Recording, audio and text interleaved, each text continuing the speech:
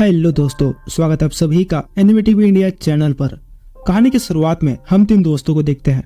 तोमोया, आओई और रियो तीनों ही high school students हैं जो कि इंटरनेट के जरिए मिले थे। हमें पता चलता है कि तीनों एक घोस्ट यानी एक भूतनी की तलाश कर रहे हैं जो कि सिर्फ गर्मियों के महीनों में ही दिखाई देती है। लोगों का कहना है कि वो एक यंग वुमन है जो सिर्फ आतिशबाजी के दौरान ही दिखाई देती है और उसका नाम द समर घोस्ट है। तोमोया, आओई और रियो तीनों ही मिलने का प्लान बनाते हैं और तीनों एक रेस्टोरेंट में मिलते हैं। तोमोया बताता है कि कैसे उसे उस जगह का पता चल गया है जहां उन्हें वो समर घोस्ट दिख सकती है। तीनों कुछ फायरवर्क्स यानी पटाखे खरीदते हैं और उस जगह के लिए निकल पड़ते हैं। आओई तोमोया से पूछती है कि वो समर घोस्ट से क्यों मिलना चाहता है और तभी सीन चेंज होता है। हम तोमोया को देखते हैं जिसके नेशनल प्रैक्टिस एग्जाम में बहुत ही अच्छे मार्क्स आए होते हैं। टीचर भी उसकी तारीफ करते हैं और किसी वजह से तोमोया इससे खुश नहीं लग रहा था। तोमोया घर लौटता है और क्लोजेट में छुपाए एक ईजल स्टैंड को देख मुस्कुराता है। बैक इन द प्रेजेंट हम तोमोया को देखते हैं जो कि एक गहरी सोच में डूबा होता है। रियो तोमोया को उसकी ख्यालों की दुनिया से बाहर लाता है और उसे बताता है कि वे उस जगह पर पहुंच चुके हैं। इस जगह पर पहले एक एयरपोर्ट हुआ करता था और कुछ कारणों के चलते ये बंद हो गया।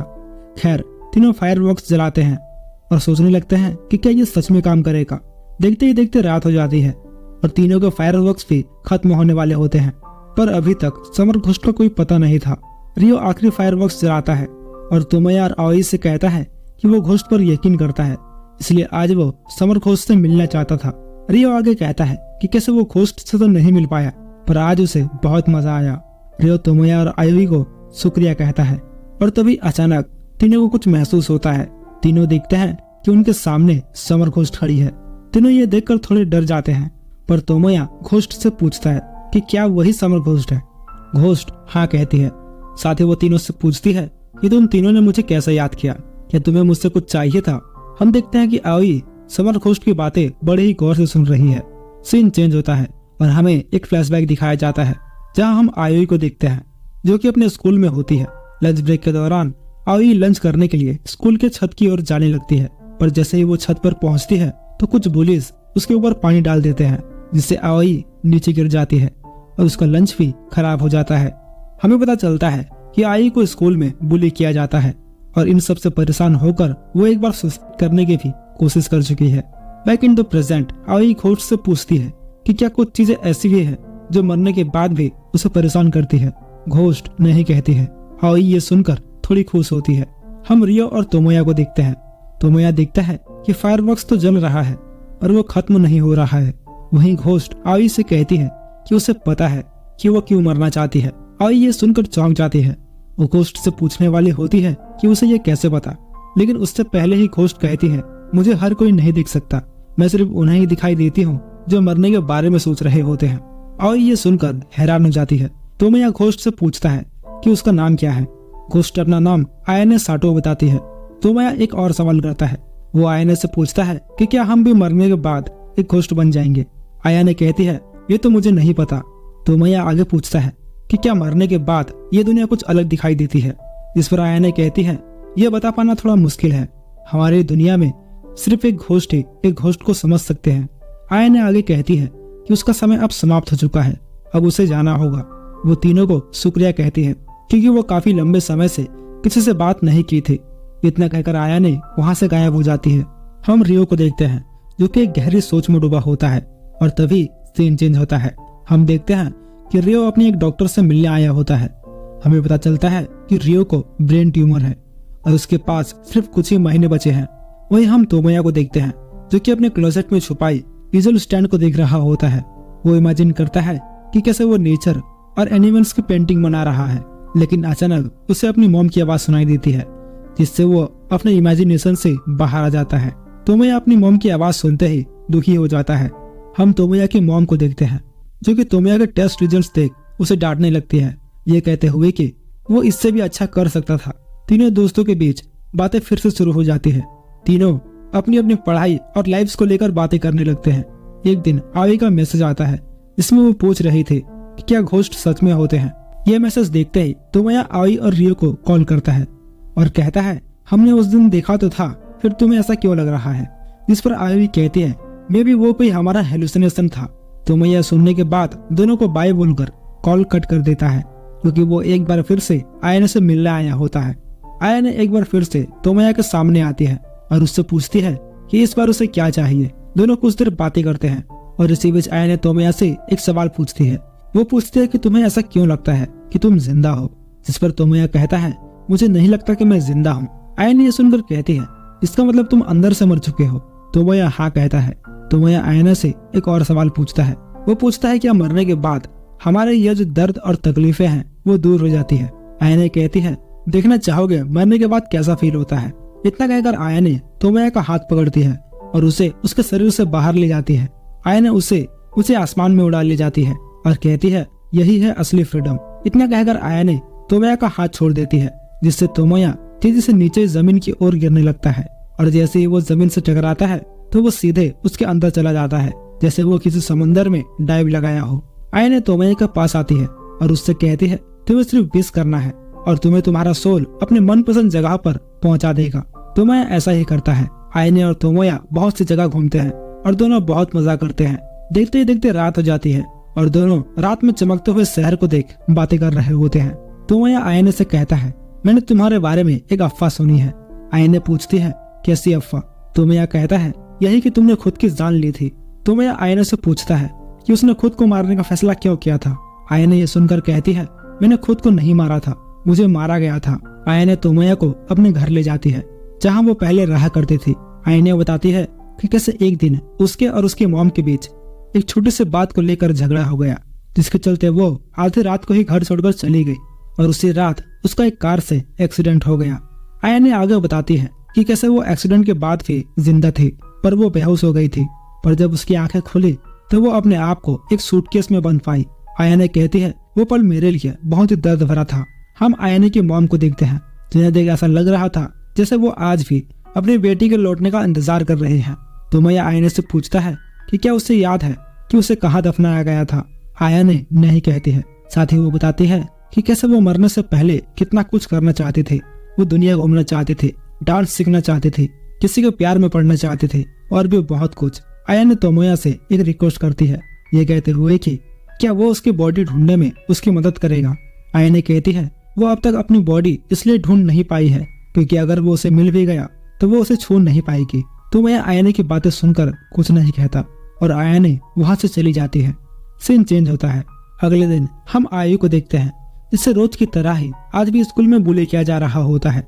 वहीं रियो अपने चेकअप के लिए अस्पताल गया होता है और तोमोया अपना क्राइम स्कूल स्किप करके पेंटिंग देखने आया होता है।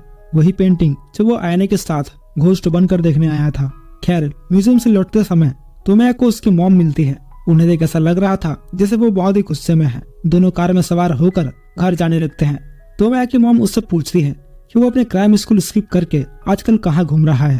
साथ ही वो तोमोया से कहती है कि ऐसा ही चलता रहा तो उसके फ्यूचर का क्या होगा। तोमोया ये सुनकर कहता है कि वो अपने एक दोस्त की तलाश कर रहा था। तोमोया की मॉम ये सुनकर गुस्सा हो जाती है और उससे पूछती है कि क्या कोई दोस्त तुम्हारे फ्यूचर से बढ़कर है। वो तोमोया से कहती है कि आज के बाद से अगर वो अपना क्राइम स्कूल स्किप किया तो उसके लिए यह अच्छा नहीं होगा। तोमोया ये सुनकर कार से नीचे उतर जाता है।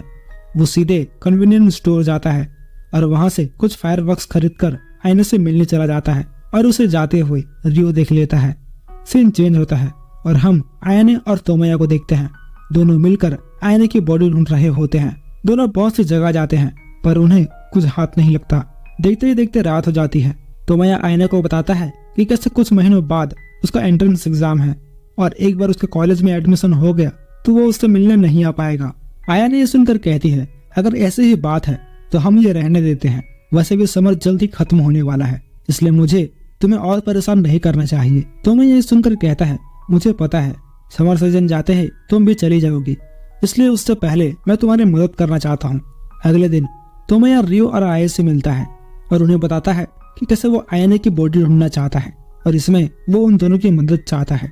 रियो तोमोया से कहता है मुझे पता है तुम आयने से मिलने जाते हो, कहीं तुम्हें उससे प्यार तो नहीं हो गया है। रियो तोमोया की मदद करने से साफ मना कर देता है और वहाँ से उठकर जाने लगता है। रियो जाते हुए कहता है आयने ने उसे करी थी और वो उसी की सजा भुगत रही है। तोमोया सुनकर कहता है कि वो खुद को नहीं मारी थी, उसका मर्डर हुआ था। रियो और आओई ये सुनकर शौक हो जाते हैं। वही तोमोया आगे कहता है कि वो आयने की मदद करना चाहता है और अगर वो ये नहीं कर पाया तो वो अपने पूरी जिंदगी पछताता रहेगा। रियो ये सुनकर कहता है, तुम्हारे लिए ये सब कहना बहुत आसान है क्योंकि तुम्हारे पास पूरी जिंदगी पड़ी हुई है, पर कुछ लोगों के पास तुम्हारी जितनी लंबी जिंदगी नहीं होती है। इतना कहकर रियो वहां से चला जाता है और आओई भी उसके पीछे चली जाती है। सीन चेंज होता है और हम तोमोया को देखते हैं जो कि अकेले ही आयने से मिलने आता है और दोनों मिलकर आयने की बॉडी ढूंढने लगते हैं। हम आयोई को देखते हैं जो कि रियो से मिलती है और उससे बात करने की कोशिश करती है। रियो आयोई से कहता है कि वो कुछ महीनों में ही मरने वाला है। ये जानते हुए भी वो उन लोगों से मिला। रियो आगे कहता है कि वो अकेला ही ठीक था, उसे उन लोगों से मिलना ही नहीं चाहिए था। आओई रियो की बातें सुनकर उसे अपने बारे में बताती है कि कैसे उसे स्कूल में बुली किया जाता है।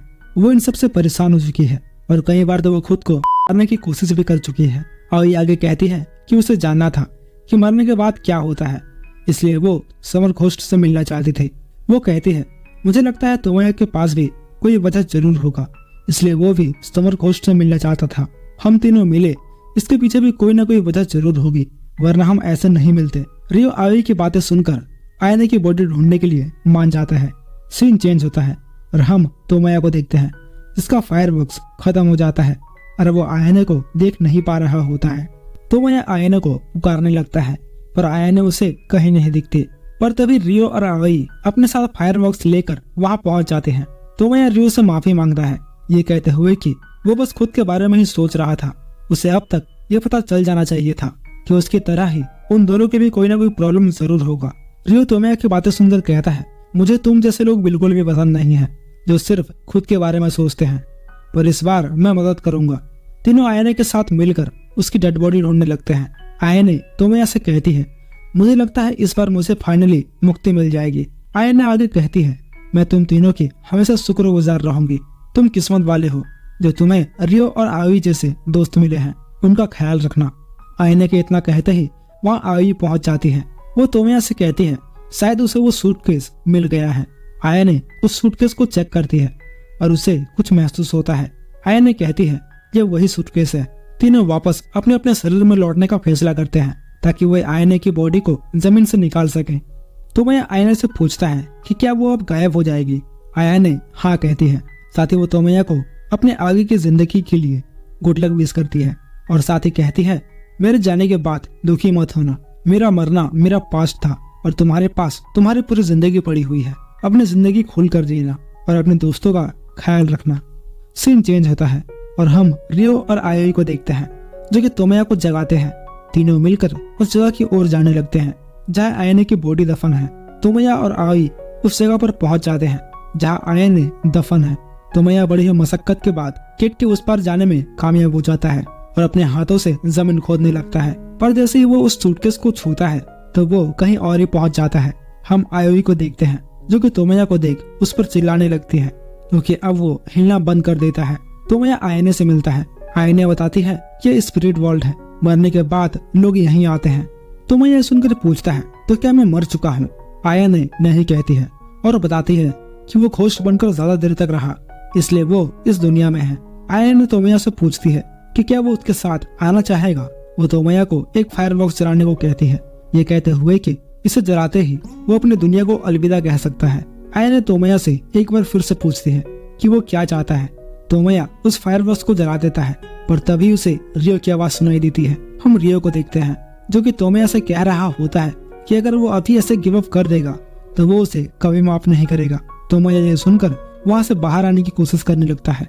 आयने ये देखकर उसे रोकती है और उससे पूछती है कि तुम वापस क्यों जाना चाहते हो, आखिर क्या है उस दुनिया में सिवाय दर्द और तकलीफों के। तोमोया आयने की बातें सुनकर कहता है, जिंदगी भले ही दर्द और तकलीफों से भरा हुआ है पर अभी भी बहुत कुछ बाकी है जिनके बारे में वो अनजान है। तोमोया आगे कहता है कि उसे जिंदगी के बारे में अभी और भी बहुत कुछ जानना है। साथ ही वो रियो और आये जैसे और भी लोगों से मिलना चाहता है।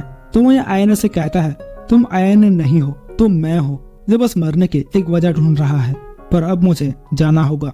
इतना सुनते ही तोमोया का घोस्ट वहाँ से गायब हो जाता है और तोमोया एक बार फिर से अपनी दुनिया और अपने शरीर में लौट आता है और आखिरकार आयने की बॉडी को बाहर निकाल लेता है। आयने की बॉडी देख तोमोया रोने लगता है। वही आयने जाने से पहले उसे गले लगाती है और तोमोया को शुक्रिया कहती है। सीन चेंज होता है और हम आयने की मॉम को देखते हैं कोई उनके घर का बेल बजाता है और जब आयने की मॉम डोर ओपन करती है तो उन्हें आयने की आखिरी निशानी मिलती है। देखते ही देखते कुछ महीने बीत जाते हैं और समर का महीना एक बार फिर से आ जाता है। हम रियो, तोमोया और आयु को देखते हैं। रियो दोनों से पूछता है कि उनकी जिंदगी कैसे चल रही है। तोमोया बताता है कि हम कैसे अपनी जिंदगी जीना चाहते हैं, इसका फैसला करना बहुत ही मुश्किल है। आखिरकार चीजें हमारे हिसाब से नहीं चलती, लेकिन मैं जब भी सोचता हूँ कि मौत कभी न कभी आ सकती है तो मुझे अब उतना डर नहीं लगता जितना पहले लगता था। आयु भी कहती है उसके साथ अभी भी कुछ नहीं बदला है, पर उसे यकीन है कि एक दिन सब ठीक हो जाएगा। रियो दोनों की बातें सुनकर कहता है, मैं हमेशा खुद से ये सवाल करता था कि मैं पैदा ही क्यों हुआ। मुझे सच में लगा था कि मैं ठीक हो जाऊंगा, शायद इसलिए मैं कुछ महीने और जी पाया। हमें पता चलता है कि रियो 6 महीने पहले ही मर चुका है।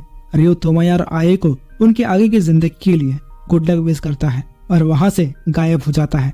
रियो के जाने के बाद तोमोया और आयोई घर वापस लौट जाते हैं और ये मूवी यही समाप्त हो जाता है। पर ये वीडियो यही समाप्त नहीं हुआ है। आपके लिए एक छोटा सा अपडेट है। दरअसल मैंने एक दूसरा चैनल भी बनाया है जहाँ मैं ऐसे ही मांगा और एनिमे एक्सप्लेन करता हूँ।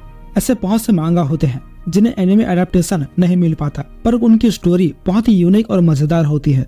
अगर आपको मांगा एक्सप्लेनेशन के वीडियोस देखना पसंद है या आप देखना चाहते हैं तो हमारे दूसरे चैनल को एक बार चेकआउट जरूर से कीजिएगा। चैनल का लिंक आपको डिस्क्रिप्शन और पिन कमेंट में मिल जाएगा। अगर आपको ये वीडियो पसंद आया तो इसे एक लाइक करके अपने दोस्तों के साथ शेयर जरूर से करिएगा और इसी तरह की और वीडियोस आगे देखने के लिए हमारे चैनल को सब्सक्राइब करके बेल आइकन को ऑल पर जरूर सेट करिएगा। तो मिलते हैं आपसे अगले एपिसोड में, तब तक के लिए धन्यवाद।